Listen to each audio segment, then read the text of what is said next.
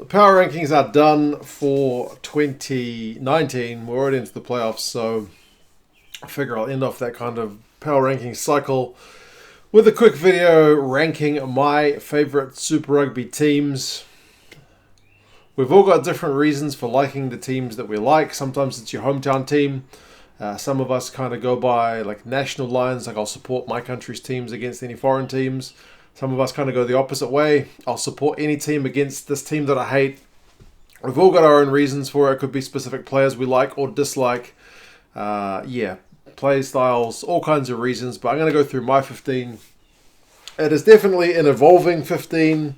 If you'd asked me the same question 5 years ago, I probably would have had a different set of results. But I'm going to rank the 15 teams from the current crop from my least to most favorite. I'll give you a bit of reasoning behind it if there is any. I feel like there's a little bit of logic to it, but perhaps not all that much. I probably contradict myself a fair bit, but hey, and you guys can let me know the teams that you follow or particularly dislike. And we'll go from there. So 15, remembering that I'm a Blues fan, I have to put the Crusaders over there in the corner. It's the only time I get to put the Crusaders down that low. Because the power rankings, they're pretty much always at the top. And always at the top is probably the thing with the Crusaders. If you're a Crusaders fan, probably take that with a bit of, respect that you're just that good. That most people don't want to see you keep winning because you're just so good. They just always win.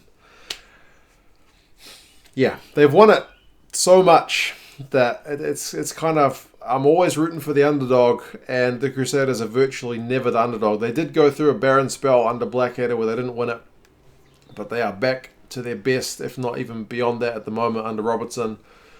And yeah, they're just so good. They're a traditional rival of where I'm from in Auckland. As the Auckland-Canterbury rivalry has always been pretty strong. In terms of Super Rugby, it's been a pretty one-sided rivalry for the last few years, or last 20 years. Is it that far? It's been a long time. So yeah, I think a lot of fans will want the Crusaders to lose just for the fact that they are so successful. They will have their admirers, of course, from people who see that success and fully back them to keep on getting more success. So I'm kind of an underdogs guy. So the Crusaders are 15th. As I said, you're very good, and that's pretty much the reason you're there. 14th is kind of a recent one. It's two New Zealand teams in the bottom two. Kind of get the feeling I'm a bit of a hater. But the Chiefs just always in recent years get victories over the Blues. Now, the Chiefs never used to be that good. I feel like, a lot of this is based on my own memory, which is pretty unreliable as humans go. We've all got pretty fallible memories. So I never used to think of the Chiefs that much as a team that would get the wood over my team, but in recent years, again, it's just been totally one-sided, and the Chiefs just always win. Chiefs just always win. We got a draw against them at Eden Park a few years ago, and that was something to be celebrated here. So pretty sad. Again, it's a bit of a rivalry. The Waikato is just below the Auckland region, so it's a traditional rivalry there as well. When I was a kid, I always used to hate the cowbells. Like the guys from Waikato always would bring the cowbells to the games. And before Super Rugby existed, my dad used to take me to the games. If we would ever see Waikato play, there would be the cowbells. And I hated them as a kid. Apparently part of that has come through into my adult life. That being said, I did go to see the Chiefs play the Blues this season in Super Rugby. I made the trip down to Hamilton. So I had a great time, even though the Blues lost again. But it's probably gotten harder for me to like the Chiefs since they are successful. But that being said, you got to love watching them play because they do play a very entertaining brand of rugby. Next, and I'm going to put the Brumbies here in 13. You'll notice that all these teams have been relatively successful in Super Rugby. That could be part of me with the underdog thing. So the Brumbies have always been a tough team to play. A few years ago, they did have that time they finished top of the Aussie Conference, but on points they weren't very good. I think somebody said they actually finished, was it 6th or something on points? It wasn't very good look anyway. And that's nothing to do with the Brumbies. That's just the way the competition's structured. But yeah, traditionally they've been a hard team to play. I used to hate Gregan when he was a player, and that's probably part of this as well. The 4 more years things really got on my nerves as a young man. So perhaps a little less forgiving in that department. And when they were under Larkham, I actually kind of enjoyed watching them under Jake White, even though he had a very kind of deliberate style of play. Under Larkham, I thought they were pretty ordinary, and I didn't enjoy watching them, so they kind of slipped down. Folau Fainga grinds my gears a bit these days because he's got that celebration style, which leaves a bit to be desired, but hey, it's sports people, so what are you going to do? But yeah, the Brumbies are down there in 13th. I do respect what they do in the season. I do like the fact that they are a genuine contender rather than just an also-ran. So the fact that they made the semis is definitely a good look. Next, and I've got the Reds here in 12. It's 2 Aussie teams and 2 Kiwi teams. The Reds thing kind of goes back to, and I didn't mind them when they were, Quade Cooper and Guinea and all those guys. I was kind of glad they beat the Crusaders in that final. But it goes down to one game. After they had peaked and they were kind of back in the doldrums, they played the Blues over in Brisbane in one particular game, and they were just scrumming the hell out of the Blues, and just the Blues were giving away penalties every scrum. And Andrew Reedy was doing what Folau Fainga does a wee bit now, and just rubbing the guys' heads and just being a right prat. And that was my team that he was doing that to, and I really didn't appreciate it. So apparently I still haven't gotten over that. So the Reds are down there a wee bit. I do kind of respect what they're doing under Brad Thorne. I think he's kind of reinvigorating the franchise a bit, and they hopefully have a bright future. I do like the fact that he's bringing in all the young guns, and I'll probably warm to them as things go by, because they definitely had a more attractive year in terms of the way they played than the previous, but still getting there.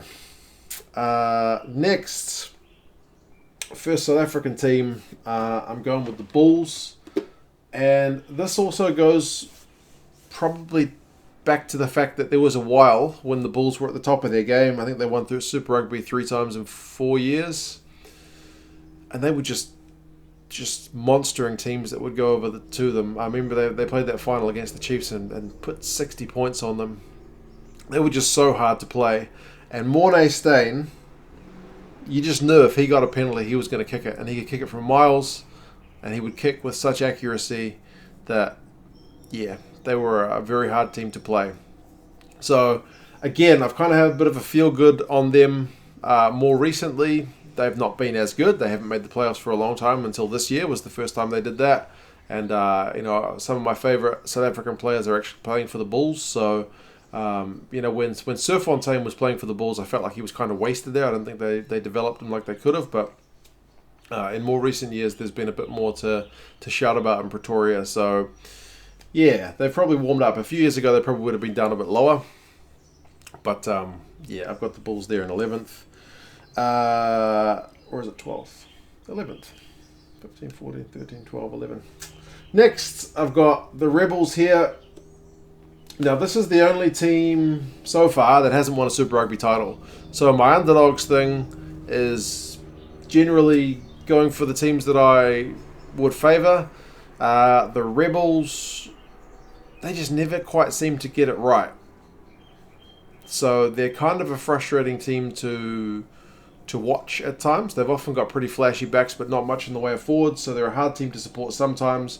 And also probably the fact that when I've been to Melbourne, because I've got family over there, and they're all big on the AFL, if you read a newspaper there or watch the TV, sports news, there's virtually nothing on Super Rugby.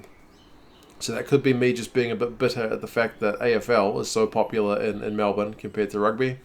It's a bit of a shift from reading a New Zealand newspaper to reading the one in Victoria. So, there's nothing really against the Rebels there. I mean, it's not like I'm looking back on yesteryear when they were so good and used to beat the hell out of my team. But, yeah, for all their time in Super Rugby, they haven't done all that much. I mean, you could say that for some other teams which have been cut. But, that's where I'm at with the Rebels.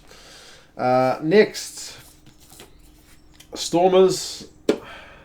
Stormers, I'm very much middle of the road. They've kind of evolved a fair bit. There was that time when they finished top of the log in Super Rugby. They didn't end up going past. Was it the quarters or the semis? Was that back in the days before they? I can't remember the exact stage of it. I think Alistair Coetzee was in charge, and they just had this amazing defensive team. They didn't score many points at all, but they conceded even fewer, and they finished top of the log. Very hard team to beat. Almost got no bonus points from memory for tries, back when it was 4 tries for a bonus point. But yeah, they were a very defensively solid team. They since shifted away from that, and they had that 1 year when they were top of the Aussie South African Conference, and then they played the Chiefs and got smashed, and it was kind of another one of those arguments against the conference system. And then the very next year, they beat the Chiefs over in South Africa again. Dylan Layers had this magic offload, and it was kind of like you could see the transition of the Stormers. And that was a really positive thing to see. And then since then, it's just kind of been a bit middling without being much. So, yeah, they're in the middle. I don't have any terrible memories about the Stormers games. But yeah, nothing too flash either. So, yep, up and down. Next, I've got the Sunwolves here. They're the ultimate underdog, to be fair, but they probably haven't had enough moments to give you something to cheer about, to really get behind them. I do like seeing them upset teams. They have beaten the Blues, which was unfortunate, but yeah, they're a team you like to see do well, and they're on the way out, which is unfortunate as well. But yeah, in terms of what they've done with their time in Super Rugby, you feel like it probably could have been managed a bit better. It has been a bit of a mess. I think there's multiple reasons for that. But yeah, ultimate underdog, but nothing much more. It's good to see some more guys get opportunities at Super Rugby level via the Sunwolves, but again, there's always that criticism about the number of imported players they have as well. A bit of a mercenary team feel at times, especially this year with the World Cup. I can understand what Japan's doing with their homegrown players, but yeah, I'd still like to see the Sunwolves play before they exit the competition. We'll see if we get a chance. Next, I've got the Lions here in 7th. They used to be pretty bad, and then they got good. I do remember losing money on them when they played the Chiefs here in New Zealand, and they ended up winning a game which I thought they were going to get hammered. It was probably me not paying enough attention to them because they were becoming a bit of a force. They lost 3 Super Rugby finals in a row, which is pretty unfortunate. That's pretty hard on the fans. And I do like teams who haven't won it before to get a win. They couldn't quite do it, and they do seem at the moment that they've kind of regressed a bit with all that player drain that they've been suffering. So, I mean, the good news is that like guys like Malcolm Marx will be not leaving permanently, so that's, I suppose, a bit of a bright spot. Whether they can get back to their recent kind of finals territory remains to be seen, but yeah, they're certainly better than they used to be. Like if there's anything a Blues fan can hope for, is you look at the transformation that happened at the Lions, I guess. Next, I've got the Hurricanes here in 6th. Hurricanes have always played a pretty attractive brand of rugby, so they're a easy team to support. They never used to win Super Rugby titles, so that made them also more difficult to dislike. In recent years, they have gotten pretty consistent at making the playoffs. They beat the Blues with regularity, so I probably don't like them as much as I used to.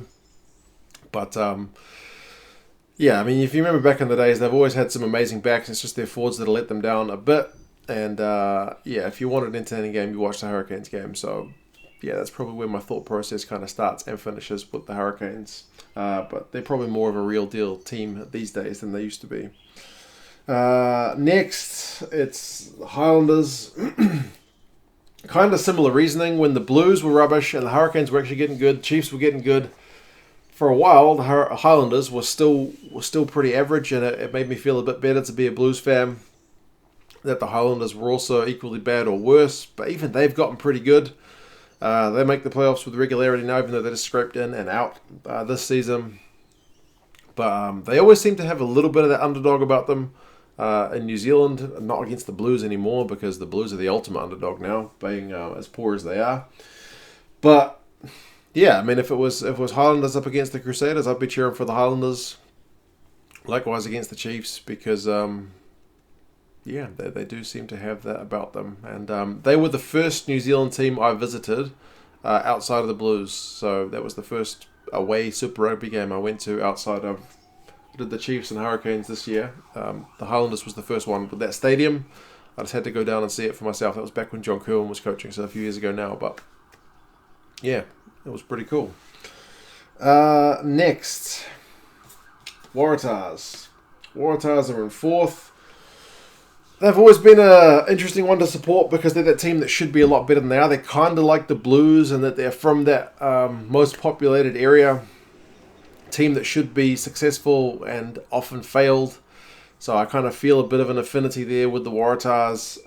One of my mates, when I was living overseas, he was a huge Waratahs fan. I think he's kind of burned out on rugby union now. A lot of Aussies kind of feel the same way. But he was a massive Tars fan back when they won it as well. So I went and saw him in Sydney a couple of years ago and watched the Blues play. So they're the only foreign team that I've been to see play away in Sydney. So yeah, the Waratahs under Checker pretty much was my key era for supporting those guys. It's gone downhill a wee bit since then. Not the best season this year, but yeah, have always had a bit of a soft spot for the Tars. Next, top three, the Waratahs. I've always been really keen for them to do well in Super Rugby, and it is so much fun to actually see it kind of coming true. We saw a touch of it last year. They finally seem to get the coaching situation right. I'm glad the succession with Quesada after Ledesma has also proved equally successful. I'm hoping this also transfers into the Argentinian national team. But I've always wanted the Jaguares to do well. It was always a bit disappointing to see them in the first couple of years not doing as well as they had the potential to. So again, it was a bit of that underdog thing. But now nobody's calling them an underdog anymore. So it might be that if the Jaguares go on to make a few finals and actually win it, that I might actually start liking them a bit less. Because I do have that kind of apparent attitude that if there's a tall poppy, I want to cut it down. But hey, for the moment, I'm definitely on the Jaguares bandwagon. Number two is the Sharks. There's probably a few reasons for me supporting the Sharks. Partially, probably it was their kit has always been black. Well, apart from that grey number. But yeah, for the most part, it's been black. So I'm an All Blacks fan. It's nice to see a black uniform. They've had some key players that I really like following the careers of. Pat Lambie was one of them. I remember watching him when he was really coming through the ranks and seeing him develop. Never quite got there when they played that one away final where they'd travelled like halfway around the world. I was kind of rooting for them as the ultimate underdog. I think they've made 3 finals, always lost. So it's that underdog thing. I just want them to get a win. Always close, but no cigar. Kind of like the Lions, I guess. But yeah, the first jersey I bought, which was not a Blues or All Blacks or Auckland jersey, was a Sharks jersey. So yeah, the Sharks are my second team. And my first team is obviously the Blues. I am from Auckland. They were successful back when I was a young man. They haven't been successful for quite some time. Pretty hard team to support at times, but I'm kind of loyal in that regard. I don't just change my team because you can't just do that. Unless, I guess, if you're from abroad, in which you can pick whichever team you want. But it's my hometown team, so I haven't got much of a choice. As I was growing up, Auckland used to be a really dominant team domestically, and with the start of Super Rugby, that carried on for a couple of years. And then it kind of just went down.